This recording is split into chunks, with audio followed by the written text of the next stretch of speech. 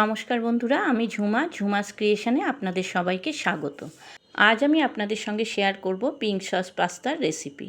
এর আগেও পাস্তার রেসিপি আমি অনেক শেয়ার করেছি, তবে আজকের রেসিপিটা একটু আলাদা।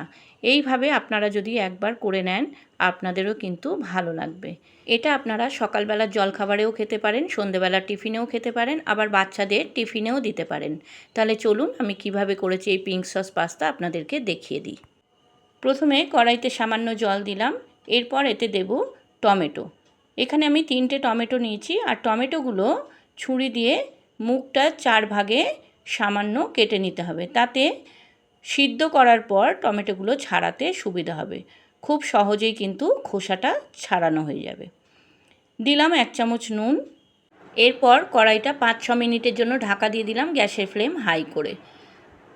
5 মিনিট পর ঢাকাটা খুলে দেখলাম টমেটোটা সিদ্ধ হয়ে গেছে। এবারে গ্যাসটা অফ করে কিছুক্ষণ ঠান্ডা হতে দেব। ঠান্ডা হয়ে গেলে টমেটোগুলোর খোসা ছাড়িয়ে নেব। টমেটোগুলো ঠান্ডা হয়ে গেছে, এবার আমি এর খোসাগুলো ছাড়িয়ে নেব। দেখুন কত সহজে খোসাগুলো ছাড়ানো হয়ে যাচ্ছে। এইভাবে মুখের দিকটা একটু কেটে নিলে খুব সহজে খোসা ছাড়ানো যায়।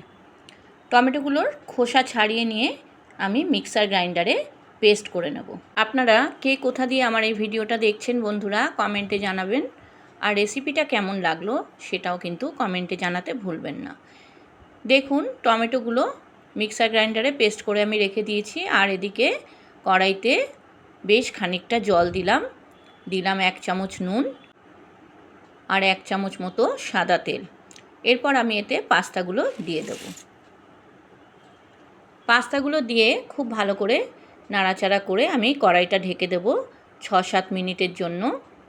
6-7 মিনিট পর ঢাকা খুলে দেখলাম পাস্তাগুলো সিদ্ধ হয়ে গেছে। সিদ্ধ হয়েছে কিনা কী করে বুঝবো, তার জন্য পাস্তাগুলো একটা হাতায় তুলে ছুরি দিয়ে কেটে দেখে নিতে হবে। পাস্তাগুলো 75% সিদ্ধ করে নিতে হবে, আর বাকি 25% যখন রান্না করব তখনই সিদ্ধ হয়ে যাবে। পিঙ্ক সস পাস্তা করার জন্য আমি কী ভেজিটেবলস নিয়েছি দেখুন। নিয়েছি বিনস, গাজর, ক্যাপসিকাম, পেঁয়াজ, কাঁচা লঙ্কা, রসুন। সব ভেজিটেবলসগুলো কিন্তু আমি ছোট কিউব করে কেটে নিয়েছি। সবগুলো যদি এক সাইজের কাটা হয় দেখতেও ভালো লাগে, খেতেও কিন্তু ভালো হয়। আর রসুনগুলো আমি একটু বড় বড় করে গ্রেট করে নিয়েছি। এইবার আমি পাস্তাটা করব। তার জন্য কড়াইতে আমি 3 চামচ মতো মাখন দিয়ে দিলাম।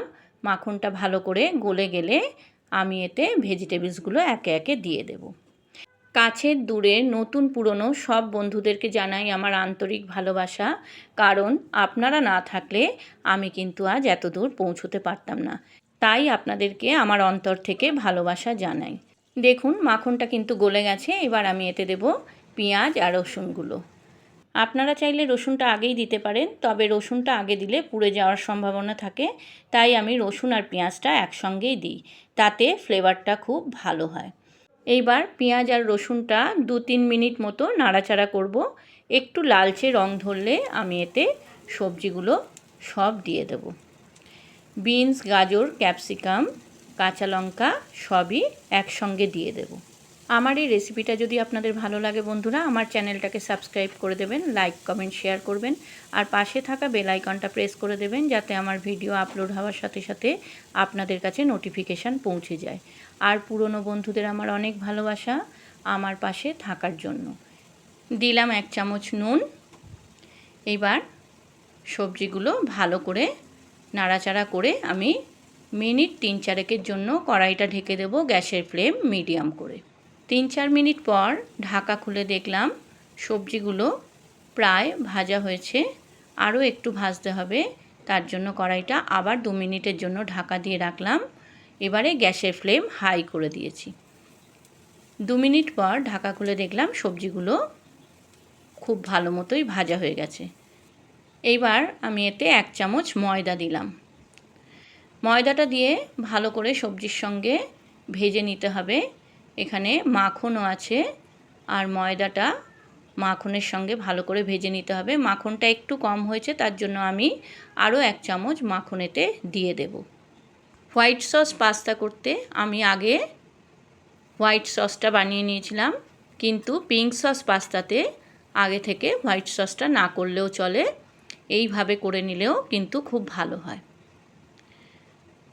ভালো করে মাখনটা দিয়ে আবার আমি সবজিগুলোকে একটু নেড়ে নেব। এরপর আমি এতে দেব হাফ গ্লাস দুধ। দুধটা আমি আগে থেকে গরম করে একটু ঠান্ডা করে নিয়েছি। দুধটা দিয়ে ভালো করে মিশিয়ে নিতে হবে। দেখুন একটু আঠালো ভাব হয়ে গেছে, তাই আরও একটু দুধ দেব এতে। আরও হাফ গ্লাস দুধ আমি এতে দিলাম, তাহলে মোট 1 গ্লাস দুধ এতে আমি দিলাম। প্রায় 250 ml মতো দুধ এতে দিলাম। এরপর আমি এতে পাস্তাগুলো দিয়ে দেব। পাস্তাগুলো দিয়ে খুব ভালো করে মিশিয়ে নিতে হবে। এরপর আমি এতে দেব টমেটো পেস্টটা। এই টমেটো পেস্টটার জন্যই কিন্তু পিঙ্ক কালারটা আসবে। এই পিঙ্ক সস পাস্তায় যে হোয়াইট সসটা আপনারা আগেও করে নিতে পারেন, আর এই হোয়াইট সস বানানোটা আমি এর আগে রেসিপিতে দেখিয়েছি। রেসিপিটা ছিল হোয়াইট সস পাস্তা। ভালো করে নাড়াচাড়া করেছি। এরপরে আমি এতে দিলাম আরও 1 চামচ নুন। যেহেতু ভেজিটেবলসগুলো ভাজার সময় আমি 1 চামচ নুন দিয়েছি, আবার 1 চামচ নুন দিলাম। 1 চামচ মতো অরিগানো, 1 চামচ মতো চিলি ফ্লেক্স, আর 1 চামচ গোলমরিচ গুঁড়ো। যে কোনো পাস্তা বা চাউমিনে অরিগানো, চিলি ফ্লেক্স আর গোলমরিচের গুঁড়ো দিলে কিন্তু টেস্টটা খুব ভালো আসে। এবারে খুব ভালো করে নেড়ে নিতে হবে। পিঙ্ক সস পাস্তা প্রায় রেডি। এইবার যেই জিনিসটা না দিলে পিঙ্ক সস পাস্তা বা হোয়াইট সস পাস্তা একদম ভালো লাগে না, সেটা হচ্ছে চিজ। আপনারা এখানে মজারেলা চিজও দিতে পারেন। আমি স্লাইস চিজ কিউব করে কেটে দিয়েছি। এইবার ভালো করে নাড়াচাড়া করে আমি গ্যাস অফ করে কড়াইটা মিনিট 5 জন্য ঢেকে দেব, তাতে চিজটা গলে যাবে। দেখুন পিঙ্ক সস পাস্তা রেডি হয়েছে না লোভনীয়? খেতেও কিন্তু অসাধারণ হয়েছে।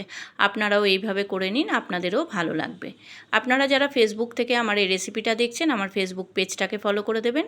আর যারা ইউটিউব থেকে দেখছেন, আমার ইউটিউব চ্যানেলটাকে সাবস্ক্রাইব করে আমার পাশে থেকে যাবেন প্লিজ। আপনারা ভালো থাকুন, সুস্থ থাকুন। আবার আসবো আমি অন্য দিন অন্য কোনো রেসিপি নিয়ে। আজকের মতো চলি।